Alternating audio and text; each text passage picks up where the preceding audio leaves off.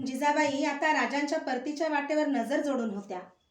अफजल गर्दीस मिळवणारे शिवबाराजे त्यांना डोळाभर बघायचे होते. शंभूबाळांना आपल्या आबासाहेबांना कैक शंका सवाल विचारायचे होते, पण राजे राजगडाकडे परतले नाहीत. खरा सेनापती एका यशाच्या दहशतीच्या पाठबळावर दुसरे अनेक विजय गाठीशी बांधीत जातो. राजांनी तोच बेत आखला. प्रतापगड सोडून ते वारेजोड घोडदळानिशी आदिलशाही मुलखावर उतरले. राजे दौडू लागले आणि त्यांच्या मांडेखालच्या घोड्याच्या टापांखाली विजयाच्या सलग मुद्रा उमटत चालल्या. खटाव, मायनी, रामपूर, कलेढोण, वाळवा, आष्टी, कराड अशी ठाणी दास्तानी लावीत नेरले, कामेरी, बत्तीसशिरा, पारगाव, कोडोली मार्गे राजे पन्हाळ्यावर मुक्काम ठेवून कोल्हापुरात घुसले. पुरता राजगड आता आनंदसागरात न्हावून निघाला.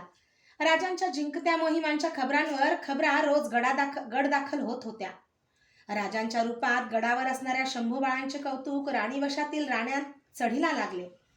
एके दिवशी खासे महालात साऱ्या राण्यांच्या वेढ्यात शंभूबाळ बसले होते. त्यांना सोयराबाईंनी सवाल केला, बाळराजे, तुमच्या गळ्यातील कंठा आम्हाला द्याल? हो, कंठा देऊ, पण कवड्यांची माळ नाही देणार. बाळराजे उत्तरले. ते का? सोयराबाईंनी विचारले. थोरले आऊ म्हणतात, आम्हा भोसल्यांचा खरा दागिना कवड्यांची माळ. गळ्याभोवती माळेच्या कवड्यांचा फेरा असला की मनास खोडा पडत नाही, पाय वाकडा जात नाही. त्या उत्तराने सोयराबाई गंभीर झाल्या. पुतळाबाई मात्र हरखून गेल्या. त्यांनी शंभूबाळाच्या कानातील चौकड्यांजवळ हातांची बोटे लावून ती पुन्हा माघारी घेत आपल्या कांशिलाजवळ नेत कडकन मोडली. चैत्राचे सरते दिवस आले. राजगड सोडून राजांना आता 6 महिने लोटले होते. जिजाबाई पावसाळ्यापूर्वी राजे परतणार या मोहऱ्याने वाट बघत होत्या आणि एक दिवस त्यांच्या खाजगीच्या कारभाऱ्यांनी त्यांना वर्दी दिली. जासुदांचे नाईक बहिर्जी आले आहेत. जिजाबाई शंभूबाळांचा हात धरून बहिर्जीला भेटण्यासाठी सदरेवर आल्या. जोहार केलेल्या बहिर्जी त्यांच्यासमोर गर्दन पाडून उभा होता. त्याची गर्दन वर उठत नव्हती. जबान कशी खुली करावी हे त्याला उमगत नव्हतं. शेवटी जिजाऊंनी जाणवणाऱ्या जरबेत त्याला विचारले, नाईक, जबान बंद का? कोण मामला आहे? बोला, आमचा अंत पाहू नका.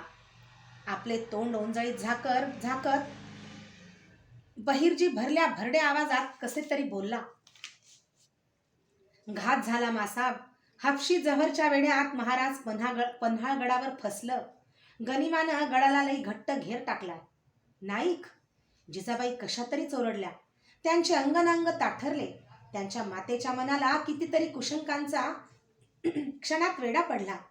नकळतच त्यांनी शेजारी बसलेल्या बाळराजांना जवळ बिलगते घेतले. त्यांचा थरथरता हात बाळराजांच्या पाठीवरून फिरू लागला. भिरभिरते मन पन्हाळगडाभोवती घिरट्या घेऊ लागले. काळजात कैक कड दाटून आले. किती मरणांना बगल देत आमच्या शिवबाराजांनी दौडावं. सुखाचा माग धरून किती संकट जिंदगीभर त्यांच्या मागं हात धुवून लागावीत. राजे राजे, वेड्यात तुम्हीच नाही तर आमचं सारं आवपण फसलंय. तुमच्या या शंभूबाळाचं फरजंद पण वेड्यात फसलंय. उभी मराठी दौलत वेड्यात फसली. काय करावं? काहीच न बोलता जिजाबाई सदर बैठकीवरून उठल्या आणि शंभूबाळांचा हात धरून जडावल्या पावलांनी आपल्या खाजगीच्या महालाकडे निघून गेल्या. प्रसंगी त्या साऱ्यांना धीर दिलासा देत आल्या होत्या, पण खुद्द त्यांना धीर द्यायला जगदंबेशिवाय जगात दुसरं कोण होतं? राजगडावरून जिजाऊंची तातडीची फरमाने 12 मावळात मुलुकभर सुटली. चाकण, पुरंदर, सिंहगड, वर्धनगड, प्रतापगड चहूबाजूंनी मराठी फौजा राजगडावर जमाव करू लागल्या. राजांच्या भोवती दाटलेल्या वेढ्याचा कसा उपराळा करावा हाच पेच साऱ्यांना पडला. सरनौबत नेताजी तर कर्नाटक मुलुखात गदग मुक्कामी होते. जव्हरने वेढा भरून पुरते 2 महिने लोटले. बाहेरचे चिटपाखरू आत घुसणार नाही आणि पन्हाळगडावरचा नाग सोनचाफ्याचा दरवळ सुद्धा हुल भरून बाहेर निसटणार नाही असा बळकट बाका वेढा सिद्दी जव्हरने आवडला होता. पन्हाळ्याच्या मावळतीला सिद्दी मसूद, भाई खान, सादत खान, बाजी घोरपडे आणि उगवतीला फाजल खान, रुस्तुमे जमा, बडे खान, सर्जेराव घाटगे अशा सरदारांचे ताकदवर कडे पडले होते. या सर्वांवर आपली जागती हबशी नजर ठेवून जाड ओठांचा सलबत खान सिद्दी जौहर रोज गडाभोवती फेरफटका देत होता. सह्याद्रीचा सिंह हबशी तरसांच्या आणि देशी लांडग्यांच्या कोंडाळ्यात अडकला होता. नेताजींची वाट बघून थकदिल झालेल्या जिजाबाई खाशा पन्हाळ्याचा वेढा फोडायला तयार झाल्या. पडत्या पावसात घोड्यावर खोगिरे चढवली. जिजाऊंनी कमरबंदाजवळ म्यानबंद तलवार चढवली. घोडा आणि पाऊलोकांना कूचासाठी तयारीच्या आज्ञा सुटल्या. सदरेवर जिजाऊंसमोर जायची कुणाला छाती होईना. त्यांच्या मागून घोटाळणाऱ्या शंभूराजांना ही कसली गडबड चालली आहे काही उमगत नव्हते. कधी नव्हे ते थोरल्या आऊंनी कमरेला हत्यार का लटकवले काही कळत नव्हते. शेवटी त्यांनी जिजाबाईंना विचारले, वेढा म्हणजे काय थोरल्या आऊ? आम्ही येणार तुमच्या संगती वेढा फोडायला. ते बालबोल ऐकताना जिजाऊंना तशा अवस्थेतही गलबलून आले. त्यांच्या पदरी आता एकटे शिवबाराजे राहिले होते. राजांच्या राणीवशात सईबाईंची यादगीर म्हणून बच्चा असा हा एकटाच शंभू होता. अफजल खानाच्या मोहिमेवर जाताना शंभूबाळांना जपा असे सांगून जसे पाठमोरे झालेले राजे आजवर पुन्हा राजगडाकडे फिरकले नव्हते. बाळराजांना जपा म्हणणारे राजेच पन्हाळ्यात अडकून पडले. त्यांचा हा आजाण पोर विचारतो आहे, वेढा म्हणजे काय थोरले आऊ? दोन्ही हातांचा वेढा घालून शंभूबाळांना जवळ घ्यावे आणि ज्यामुळे चालत्या गड्याला खीळ बसते आणि मागे राहिलेल्या आमच्यासारख्या कबिल्याच्या काळजाला पीळ पडतो त्याला वेढा म्हणतात बाळराजे, असे जिजाऊंना म्हणावेसे वाटले. पण त्यांनी आपल्या नातवाला काही सांगितले नाही. बाळराजांच्याकडे बघताना मात्र जिजाबाईंना हरबट ज्योतिषांच्या भाकीत बोलांची याद आली. आप्तगणाकडून फसला जाण्याचा योग दिसतो या कुंडलीत. आणि उगाच जिजाबाईंना वाटले, आता आपण गड उतरलो की तुम्हाला फसवणाऱ्या सर्वात मोठ्या आप्तांपैकी आम्ही एक होऊ. आता जिजाऊ कुणालाच काही सांगू शकत नव्हत्या. समय सांगण्याचा नव्हता, सरसावण्याचा होता. वेळ घोळ घालण्यापेक्षा मेळ घालण्याची होती. भोसल्यांचा कबिला कधीच कसदिल असणार नाही हे सिद्ध करायला मासाहेब तयार झाल्या. राजांच्यासाठी असंख्य चिंतांची मरणे त्या जगल्या होत्या. आता एक जगते मरण मरायला त्या तयार झाल्या होत्या. एकाकी गड्याच्या पाली दरवाजावरची नौबत दुडदुडली. पाठोपाठ वर्दी आली. सरनोबत नेताजीराव पालकर सिद्धी हिलालासह गड चढून येत आहेत. बाराबंदीवरून कंगणीदार पगडीवरून पाणथेंब ओघळणारे नेताजी मुजरा करीत जिजाऊंच्या समोर पेश झाले. त्यांची गर्दन वर उठत नव्हती. या सरलष्कर, राजांच्या भोवतीचा वेढा फोडण्यासाठी आम्ही खाशा गड उतरणार आहोत. संगती कुमकेला आमचे शंभूबाळ घेणार आहोत. त्यापूर्वी तुमचीच वाट आम्ही बघतो आहोत. तेवढं कमरेचं हत्यार उतरून आमच्या हाती द्या. मराठ्यांच्या सरलष्करांच्या हातातील हत्यारात हत्तीचं बळ असतं असं आम्ही ऐकून आहोत. आमचे शिवबाराजे सोडवायला आम्हाला ते उपयोगी पडेल. कड भरल्या अवस्थेत जिजाबाई नेताजींना लगोलग बोलल्या. नेताजींना लागेल असे बोलल्या. भिजल्या अंगांचे भरल्या डोळ्यांचे नेताजी त्याने थरारले. घोगऱ्या सादात म्हणाले, मासा गडलोट करा पर असं तोडू नका. हत्यारं तुमच्या हाती द्या. आम्ही काय मेल्या माऊलीचं दूध नाही प्यालो. वेडा पडला म्हणून इमान नाही पडत. राजा सोडू मगच पायधूळ घ्यायला येतो आम्ही. जिजाऊंना आणि बाळराजांना मुजरा करून नेताजी वळले. त्यांना पाठमोरे बघताना आपण फारच तोडून बोललो हे जाणून जिजाऊ नेहमीच्या आऊबोलीत म्हणाल्या, सरलष्कर, दमछाकीत मुक्काम 2 दिवस घेऊन तवाने व्हा. मग जे करणं असेल ते करा. जे करणे शक्य होते ते सारे नेताजींनी कडव्या इमानानं केले. सिद्धी संगती घेऊन ते पडल्या पावसात वेढ्याचा उपराळा करावा म्हणून पन्हाळगडाच्या पायथ्याला जाऊन भिडले. पण सावध हपशांनी उपराळ्याचा छापा मोडून काढला. सिद्धी कैद झाला. नेताजी पन्हाळ्याच्या पायथ्यापासून माघारी फिरले. पाऊस पडतच होता. मावळी मने भिजत होती. मराठी मुलूक भिजत होता. उदंड दलदल दाटत होती. आता जिजाऊंचा, राजांचा, राज्याच्या आणि शंभूबाळांचा साऱ्यांचा भार फक्त जगदंबेवर होता. ती जगाची अंबा संकटांना थांबा म्हणण्याचे सामर्थ्य फक्त तिच्यातच होते. माणसे तिच्या हातातले नुसते पोत होते. जिजाबाई राजगडावरून एकच करू शकत होत्या, शास्ता खान सिद्धी जौहरला मिळणार नाही यावर नजर ठेवण्याचे काम. त्यासाठी त्यांनी चाकणचे जुने जाणते किल्लेदार फिरंगोजी नरसाळा यांना बलाऊ धाडले. फिरंगोजी राजगडावर आले. मासाहेब त्यांना निकराच्या धीराने बोलल्या, फिरंगोजी बाबा, आमच्या तर इंगळास वळंबे लागले. कोणती खबर येईल आणि कानात तापल्या शिशाचा रस ओतून जाईल सांगता येत नाही. तुम्ही जुने कदीम किल्लेदार, चाकणला राहून तुम्ही शास्ता खानास आपल्या अंगावर घ्या. तसं झालं तर त्याचा मोहरा राजगडाकडं पन्हाळगडाकडं वळणार नाही. बोला, तुम्हास काय वाटतं? मासाब, लय सलपी कमदारी नेमून दिली सा. मला वाटलं पन्हाळ्याचा खोडा उखडायचा हाय. एल्गाराचा मनसुबा असल. फिरंगोजी मनचे बोलले. नाही किल्लेदार, आता पन्हाळ्यावर चाल घेणं म्हणजे हकना खातची माणसं गमावून बसणं आहे. आम्हास ते नाही रुचत. जिजाऊंनी फिरंगोजींची समजूत काढली. मासाहेबांचा निरोप घेऊन फिरंगोजी चाकणला जायला निघाले. त्यांना शंभूबाळांच्या लळ्याचा लगाव होता. राजे नव्हते म्हणून मुजरा धाकलं राज म्हणत फिरंगोजींनी शंभूबाळांना मुजरा घातला. धावत जवळ येऊन फिरंगोजींच्या मांडीभोवती आपल्या हातांचा फेर टाकीत बाळराजे वर बघत म्हणाले, आम्ही तुम्हाला वेडा भरणार फिरंगोजी बाबा, नाहीतर घेऊन चला आम्हाला चाकणला. त्यांचे मांडीभोवती वेढलेले हात अल्लादीने सोडवीत गंभीर झालेले फिरंगोजी स्वतःशीच बोलल्यागत बोलले, तुम्हावानी लहानपण समध्यासनीच लाभलं असतं तर लई बेस झालं असतं धाकलं धनी. जिजाबाईंच्या मनचे सारे थोरपण आता ढासळू लागले. जव्हरच्या वेढ्यात पुरते 4.25 महिने लोटले होते. राजांनी राजगडाला पाठमोरे होऊन आता बक्कळ 11 महिने मागे हटले होते. उभ्या गडावर चिंतेचा विचित्र ताण पसरला. जिजाऊंनी साऱ्यांशीच बोलणे टाकले. गडावर कोसळणाऱ्या पाऊस लोटाकडे स्वतःला हरवून बघताना त्यांना वाटू लागले की सारं आभाळ उरी फुटावं, हत्ती सोंडेनं पाणधारा धोधो कोसळाव्यात. राजांची काही बरी वाईट खबर कानांवर पडण्यापेक्षा हा उभा राजगड पाणलोटात विरघळून जावा. पण शंभूबाळांना समोर बघताना त्यांचे हे विचार कुठल्या कुठे धावणी घेत निघून जात होते. धाराऊने जिजाबाईंच्या देवमहालात पूजेचा सारंजाम नेहमीच्या तपकात मांडून ते देव्हाऱ्यासमोरच्या पाटावर ठेवले. तिच्या शेजारी बाळराजे उभे होते.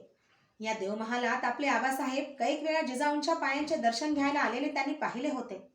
बरेच दिवस झाले आबासाहेब दिसत नाहीत. या विचाराने गोंधळलेल्या शंभूबाळांनी धाराऊला विचारले, धाराऊ, वेढा कसा असतो?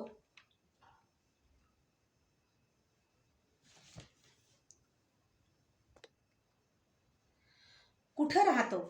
धाराऊने चमकून बाळराजांच्याकडे बघितले. मला काही ठावं नाही, असलं काही बाही नगा विचारू, धाराऊ कळवळून बोलली. पूजेचा सारंजाम बयाजवार लागला आहे की नाही याचा फेरतपास घेण्यासाठी तिने पाटावरच्या तपकाकडे बघितले. नैवेद्याच्या वाटीतील गुळखड्याला काळ्या मिट्टी मुंग्यांनी घेरून टाकलेले तिला दिसले. बाहेरच्या पावसाच्या पागोळ्यांनी हैराण झालेल्या मुंग्या देवमहालाच्या उभाऱ्यात आत आल्या होत्या. वाटीतील तो मुंग्यांनी घेरलेला गुळखडा बघताना धाराऊला कसे तरी वाटले. पुढे होऊन हातांनी साऱ्या काळ्या मिट्ट मुंग्या वारून तिने तो गुळखडा उचलला आणि दुसऱ्या वाटीत ठेवला. शंभूबाळांचे बोट धरून त्यांना मासाहेबांचे दिवस दर्शन करविण्यासाठी ती जिजाबाईंच्या खासे महालात आली. तेवढ्यात खबरगीर विश्वास नानाजी येताना दिसला. त्याचा चेहरा उजळ दिसत होता. मुजरा रुजू करून छाती फुगवून त्याने जबानीचा मावळी गोटा खुला केला. मासाब, कलच्या पुनवच्या राती राज जव्हरच्या वेड्यातनं सलामत निसटलं. विश्वास, राजे सलामत सुटले? सांग लवकर, सारा करीना सांग. कसे कसे सुटले आमचे शिवबाराजे? कुठे आहेत? कधी येणार आमच्या सामने? सांग. जिजाबाई बैठकीवरून उठून विश्वासाच्या समोर आल्या. त्यांचे डोळे थपथपले होते. विश्वास भरल्या उराने सांगू लागला, कालच्या पुनवच्या राती राजा पन्हाळगडाच्या राजदिंडीने 600 बांदलांनीशी गडउतार झालं. बांदलांनी राजासनी एका पालखीत बसवून विशाळगडाच्या रोखानं अंधारात धाव घेतली. पर गनिमाला राजा निसटल्याचा सासूद लागला. जव्हरचा जावाई शुद्धी मसूद 1,500 घोडदळ घेऊन बलदंडा बांदलांच्या पाठलागावर पडला. रातभर चिखलराडीतनं झाडोऱ्यातनं बांदलांनी खांदे बदलत राजांची पालखी 14 कोसांवर गाजापूरच्या घोडखिंडीवर आणली. तवा भगाटलं होतं. खिंडीजवळ मसूदचं हौशी ऐन पिछाडीला आल्यानं बघून हिरड समावळच्या बाजीप्रभू देशपांड्यांनी शिबंदीच्या 2 फळ्या केल्या. एक राजांच्या संगट देऊन त्यासनी विशाळगडाच्या वाटेला लावलं. बाजी अन त्याचा धाकला भाऊ फुलाजी दोघं 300 बांदलांनीशी घोडखिंडीचा थोपा करायला मागं राहिले. खिंडीला भिडलेल्या हापशांबरोबर बाजी आणि बांदल 7 प्रहर पट्टा खेळलं. राजा विशाळगडाच्या पायथ्याला आलं तर गडाला सुरव्यांचा आणि पालवणकरांचा घेर पडलेला होता. राजांनी हर हर महादेव म्हणत तो घेर फोडून काढला. 2 वेळा फोडून राजा विशाळगडावर आहेत. उद्या इकडे येणार आहेत. पर काय झालं विश्वास? बोल.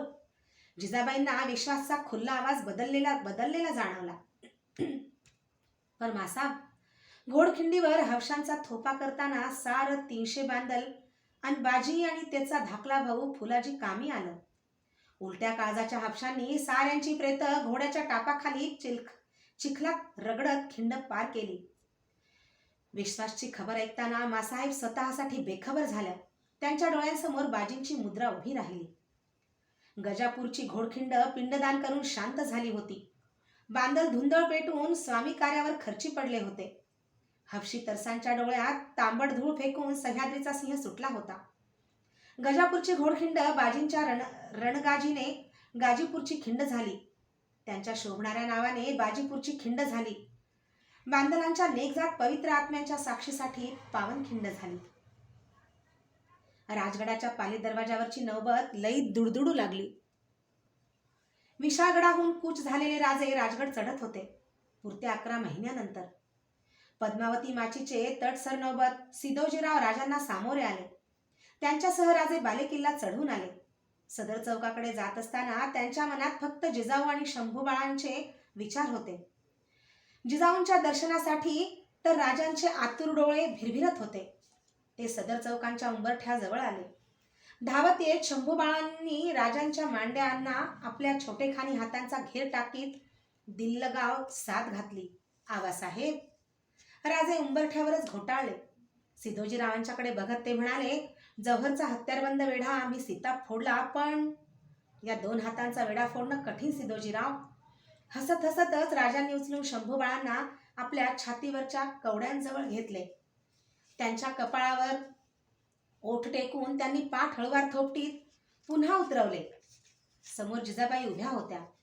सूर्याला मावळतीला पाहून, पहाटे वेळी पुन्हा परत येताना पाहून धन्य होणाऱ्या उगवतीच्या आकाशासारख्या. राजांनी सामने जात त्यांच्या सतेज सात्विक पायांवर आपल्या मस्तकीचे शिवगंध टेकवले. त्यांना उठून मिठीत घेताना जिजाऊंचे औपण डोळ्यात भरून आले. त्या दोघांना बिलगून शंभूबाळ उभे होते. अंगीच्या रक्ताचा वेढा त्या तिघांना तोडतो म्हटल्याने तोडता येणार नव्हता. हे असले राजेपण जगदंबेच्या राजांच्या उंजळीच्या परडीत टाकले होते. हे असले औपण जिजाऊंनी आडव्या मळवटाबरोबर माथ्यावर घेतले होते. आणि हे असले बालपण शंभूबाळांचे बोट धरून त्यांना आपल्या संगती चालवित होते. शास्ताखानाने वेढा टाकलेला चाकणचा संग्रामदुर्ग आपले नाव सार्थकी लावीत चांगले 54 दिवस खानाशी भांडला. 55व्या दिवशी चाकणचे किल्लेदार फिरंगोजी हातातील फिरंग खाली ठेवून संग्रामदुर्ग सोडून राजगडाच्या वाटेला लागले. याच वेळी राजांचे दुखणे आता सरदारांच्या हातून निभत नाही म्हणून खासा आदिलशाह जबर जमेतीनिशी विजापूरहून मराठी मुलखाच्या रोखाने कूच झाला.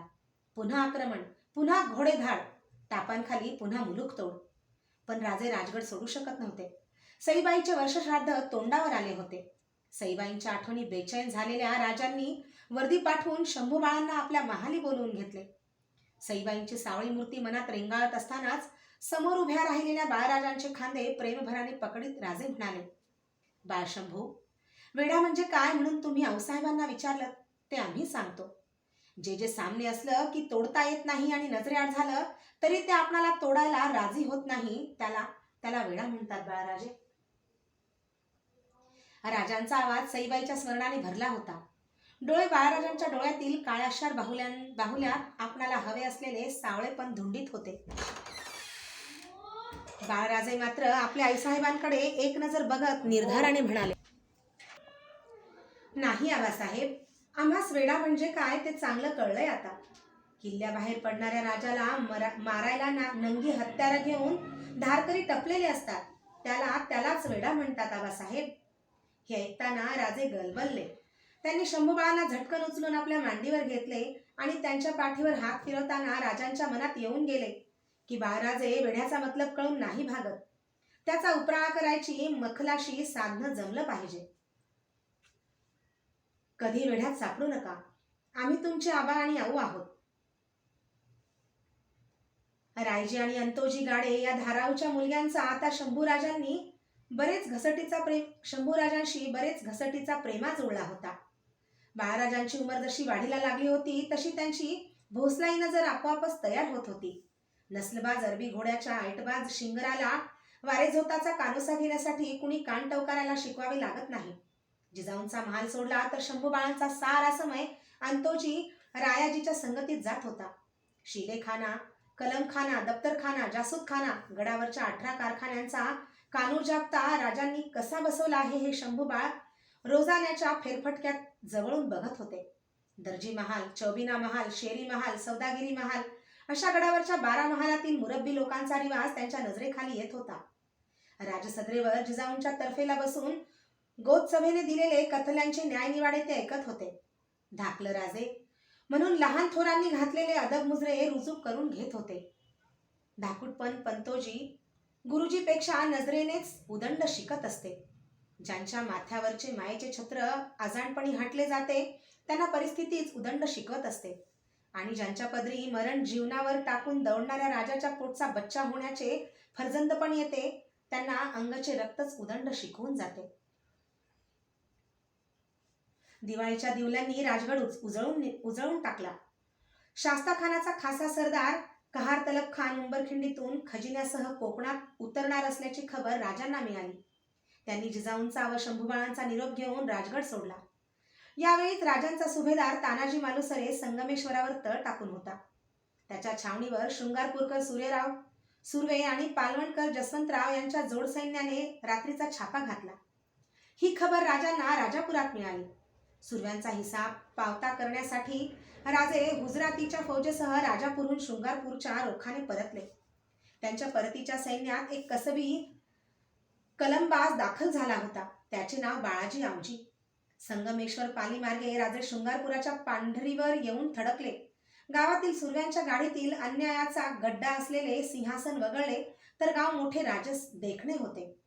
झाडांचा अंगहिरवा गर्दावा आणि आंबरायांचा रसवंत डौल यांनी गावाभोवती फेर धरला होता. राजांचे खबरगीर चौटाप उधळीत शृंगारपुरात घुसले. त्यांनी खबर आणली की सूर्यराव सुर्वे डायाडौल होऊन गडी सोडून पळून गेले आहे. मात्र सुर्व्यांचा कारभारी दिवाण पिलाजीराव शिर्के मोठा तलवारबाज असून तो गडी लढवण्याच्या तयारीत आहे. माणूस इमानाचा आहे. राजांचे घोडदळ हर हर महादेवचा पाऊस पाडीत शृंगारपुरात घुसले. सुर्व्यांची गडी घेरली गेली. कमरेची भवानी उपसून राजे सुर्व्यांच्या गडीत शिरले. गडीतले सुर्व्यांच्या सगळे धारकरी मावळ्यांनी दस्त करून त्यांच्या मुसक्या अगोदरच आवळल्या होत्या. पायातील बागदार मोजडीने सुर्व्यांचे भुंडे सिंहासन त्वेषाने ठोकरीत राजे म्हणाले, बेईमानदारांच्या मसनदी माती मोलाच्या असतात. ते दृश्य समोर पाहत असताना एका बळजोर कल्लेदार माणसाची छाती वरखाली होत होती. ते होते सुर्व्यांचे दिवाण पिलाजीराव शिर्के. दोरखंडांनी दस्त केलेल्या पिलाजीरावांना राजांच्या सामने पेश करीत तानाजी मालुसरे म्हणाले, हे बेईमानी धन्यांचे इमानी चाकर. शांत पावलांनी पिलाजींच्याकडे जात राजांनी आपल्या हातांनी त्यांच्या काढण्या उतरल्या. राजे तानाजीला म्हणाले, चुकलात तानाजीराव. इमानी नजरेला धन्याच्या चालीची खोट कधीच दिसत नाही. दिसली तरी पटत नाही, म्हणूनच तर ते कुलवंत इमान असतं. मोकळे झालेले पिलाजीराव राजांच्या नजरेला निधड्या छातीने नजर भिडवीत म्हणाले, काढण्या कशापायी काढल्या? ज्या गादीला आम्ही मुजरं केलं तिला ठोकरून वर ही आमची नवाजणी कशापायी? त्यापरीस घोड्याच्या टापला जखडून आमच्याच गावात काढा की आमची धूळधिंड. पिलाजीरावांच्या खांद्यावर आपल्या डाव्या हाताचा तळवा चढवून कपाळावरचे शिवगंध आकर्षित राजे म्हणाले, पिलाजीराव, तुम्हीही चुकलात. आम्ही पागेचा एवढा घोडा पोसला तो काही इमानदार माणसं त्यांच्या टापाखाली रगडण्यासाठी नाही. इमानी जनावरांकडून इमानी माणसं रगडणाऱ्या राज्याची आणभाक आम्ही घेतलेली नाही. प्रसंग पडला तर आमच्या पागेचा घोडा इमानी माणसांच्या मांडेखालीच येईल. होईल ती मानहानी सोसायला मन बांधील झालेल्या पिलाजींना असले जिनगानी कुर्बान करून टाकावी असे बोल कधी ऐकायला मिळतील अशी अपेक्षाच नव्हती. घोटाळलेले पिलाजीराव राजांच्याकडे डोळे भरून बघत होते. त्यांच्या मनी चाललेली घालमेल राजांनी जाणली. त्यांच्या खांद्यावर तळहाताची एक थाप देऊन राजे म्हणाले, घाबरू नका पिलाजीराव. आम्ही तुम्हाला आमच्या चाकरीत दाखल होण्याची भीड घालणार नाही. तुमच्या नेकजात बर्तावावर आम्ही निहाल आहोत. पण सल्ला म्हणून मनची एक बात तुम्हाला जरूर बोलू. शिकल न लावलेलं हत्यार आणि मुजोर बेईमान धन्याची चाकरी सारखीच असते. दोन्हीचा असून सुद्धा काहीच हिसाब लागत नाही. सुर्व्याची संगत करण्यापेक्षा सेत पोतावर जाऊन कुणबावा केला तरी तो गोमटाच आहे. तानाजीराव, पिलाजींना बाईजत मोकळं करा. राजांनी आज्ञा करीत उजव्या हातातील भवानी म्यान केली. पिलाजीरावांचे कल्ले थरथरले. झटकन वाकून राजांच्या मोजड्यांना हात लावीत ते म्हणाले, राज, आजवर तुम्हाबद्दल लय ऐकून होतो. आज त्याचा पडताळा नजरेला आला. म्याहून पाय धरलं, तोडायचं असेल तर टाका तोडून. त्यांना वर उठवून गळा भेट देत राजे म्हणाले, पिलाजीराव, आमची जिंदगी तोडण्यासाठी नाही. हयातभर आम्ही माणसं जोडतच आलो. तोडणं सोपं असतं, जोडणं मुश्किल आहे. पिलाजींनी राजांना आपल्या वाड्यावर पायरूळ झाडण्यासाठी विनवणीचे मागणे घातले. निवडक धारकरी घेऊन राजे पिलाजी राजांच्या वाड्यात आले. वाड्याच्या सदर चौकात दोन भावंडे खेळत होती. साऱ्यांना पाहून ती दबकली. राजांनी पिलाजींना विचारले, ही कुणाची घर शोभा पिलाजीराव? जी, ती माझीच आहेत. हे थोरलं गणोजीराव आणि ही धाकली राजसबाई. समधी हिला राजाऊ म्हणतात, आम्ही जीव म्हणतो. पिलाजींनी आपल्या मुलांची नावे सांगितली. थोरला गणोजी तरतरीत दिसत होता, पण तोरेबाज उभा होता. राजाऊ मात्र मोठी राजस आणि चालाक दिसत होती. तिच्या डोळ्यात भीतीचा वारा सुद्धा नव्हता. त्याहून राजांना तिला बघता क्षणी जाणवले की तिचा तोंडावळा जिजाऊंच्या तोंडावळ्याशी बराच जुळता आहे. पुढे जात राजांनी दोन्ही मुलांच्या खांद्यावर हात ठेवले. ते पिलाजींना म्हणाले, तुमच्या या जोडीने आम्हास आमच्या बछड्यांची याद दिली. पिलाजीरावांनी राजांची इतमामाने सरबराई केली. शृंगारपूर आणि प्रभानवल्लीचा सुभा त्र्यंबक भास्करांना सांगून त्यांनी त्यांच्या दिमतीला पिलाजीराव शिर्के ठेवले. शृंगारपूर सोडण्यासाठी राजे गाव वेशीवर आले. वेशीच्या तर्फेला कसले तरी एक मंदिर होते. हे कसले देवस्थान? राजांनी निरोप द्यायला आलेल्या पिलाजींना विचारले. ते आमच्या कुलदैवताचं भावेश्वरीचं आहे, पिलाजी म्हणाले. असं, चला दर्शन घेऊ, म्हणत राजे पायउतार झाले. मंदिरात जाऊन त्यांनी भावेश्वरीचं दर्शन घेतले. बाहेर पडताना ते पिलाजींना म्हणाले, तुमच्या या कुलदैवताचा संबंध आमच्या जगदंबेशी असावा. ही मूर्ती जगदंबेसारखीच दिसते. शृंगारपूर सोडून राजांच्या घोडे तुकडीने धीम्या चालीची धावणी धरली. राजांच्या मनात दोन गोष्टी धावणी घेत होत्या. एक राजा उर्फ जीव, दुसरी भावेश्वरी.